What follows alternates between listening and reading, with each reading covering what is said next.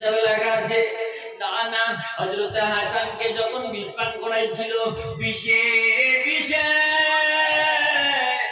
হযরত হাসানের কলিজাটা দাও দাও করে জ্বলতে শুরু করেছে। কলিজার নিকট আত্মা লাগাইয়া হযরত হাসান দৌড়াইয়া দৌড়াইয়া নবীর রওজার কাছে গিয়ে দাঁড়াইছে। আমার নবীর সালাম জানাইছে। আর নবীর রওজা পাক হইতে মাটি লইয়া লইয়া নদীর মধ্যে গলতে গলতে আমার নবীর বরকতের খাতিরে ওই বিষাক্ত বিষকে আমার পানি বানাইয়া দিয়েছে। তাইয়াকে যখন প্রস্তাব দিয়েছিলেন হযরত জাফর ওই কোরআন শরীফের আয়াতটাকে তেলাওয়াত করে করে ফেরেশতার জবাব দিয়েছিলেন। দেহাবান জায়গা পড়ে আছে, শুধু মাথা থেকে মুখ থেকে কোরআনের আয়াত তেলাওয়াত হচ্ছে, তার মানে ফেরেশতাকে ফেরেশতার কথার জবাব দিচ্ছে কোরআন থেকে। সুবহানাল্লাহ। কোথা থেকে? ওনার মুখে যে কথা উচ্চারিত হচ্ছে ওটি ছিলেন কোরআন শরীফের আয়াত। সুবহানাল্লাহ। ফেরেশতাকে কথাই বলেছিলেন, যদি আল্লাহ পাক আমার কাছে খুশি হয়েছে, আল্লাহ যদি আমাকে যা চাবো তা দিতে রাজি আছে, ও ফেরেশতা তুমি চলে যাও, চলে যাও, আল্লাহকে বলে দাও আমি জাফরের ওই মাথাটাকে টেনে টেনে নিয়ে নিয়ে আমি জাফরের দেহার সাথে লাগাইয়া রূহটাকে আবার ঢুকাইয়া দিলে আমি জাফর খুশি হতাম, কারণ আমি আরেকটা বাতিলের জন্য যুদ্ধের ময়দানে আবার শহীদ হতে পাইতাম।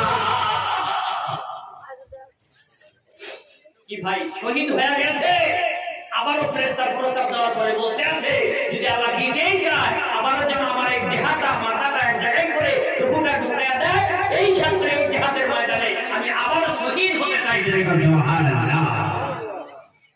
আমার ভাইয়েরা, এটা কিতাবে লেখা আছে কোরআনে তাফসীরে, জাফর তাইয়ার মরে যাবার পরে শহীদ হবার পরে আল্লাহর কোরআন শরীফ তেলাওয়াত করে আল্লাহর প্রস্তাবের জবাব ফেরেশতাকে দিয়েছিলেন। সুবহানাল্লাহ।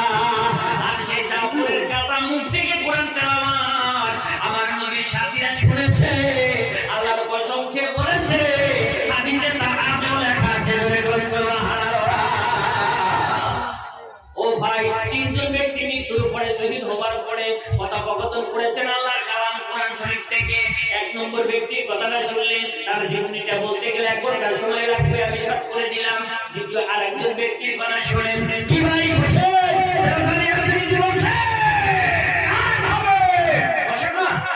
ও ভাই, শহীদ হবার পরে মৃত্যুর পরে কথা বলেন, একজন ব্যক্তির কথা শুনলেন, আর একজন ব্যক্তির কথা শুনলে আপনার অবাক হয়ে যাবে। যদি সত্যি করে আপনি নবীর উম্মত, আপনার চোখের পানি ধরে রাখতে পারবেন না। আপনারা শুনেছেন ভাই, আমরা নবী ছিলেন বিশ্ব নবী। আমার নবীজির কলিজার টুকরা দুইটা নাতি, একজন হলো ইমাম হাসান, আর একজন হইল ইমাম হুসাইন। কিনা কিনা কিনা আমার নবীর কলিজার টুকরা দুই নয়নের মণি, একজন বড় ইমাম যিনি ছিলেন হযরত হাসান, আর ছোট ইমাম নাম ছিল হযরত হুসাইন। কারবালার মর্মান্তিক কাহিনী অনেক মানুষের জানেন, অনেক মানুষে জানে, কিন্তু মরার পরে আমার নবীর নাতি বড় নাতি রে হযরত ইমাম হাসান শহীদ হইবার পরে আল্লাহর কোরআন তেলাওয়াত করে হুসাইনকে শোনা গেছে। সুবহানাল্লাহ। কিতাবে লেখা আছে বাবা, আপনারা এই কথা জানেন, এই খবর আপনাদের কাছে আছে। আমার নবীজির কলিজার টুকরা হযরত হাসানকে জহর দিয়ে শহীদ করা হয়েছে। কি দিয়ে? কি দিয়ে? কি দিয়ে? বিষ দিয়েছিল, শরবতের সাথে মিশিয়ে বিষ দিয়েছিলেন, খেজুরের সাথে মিশিয়ে বিষ দিয়েছিলেন। একদিন নয়, 2 দিন নয়, ইতিহাস খেলে পাওয়া যায় আমার সোনার নবীর সোনার কলিজার টুকরা ইমাম হাসানকে এক এক করে 3 বার বিষ পান করাইছিলেন।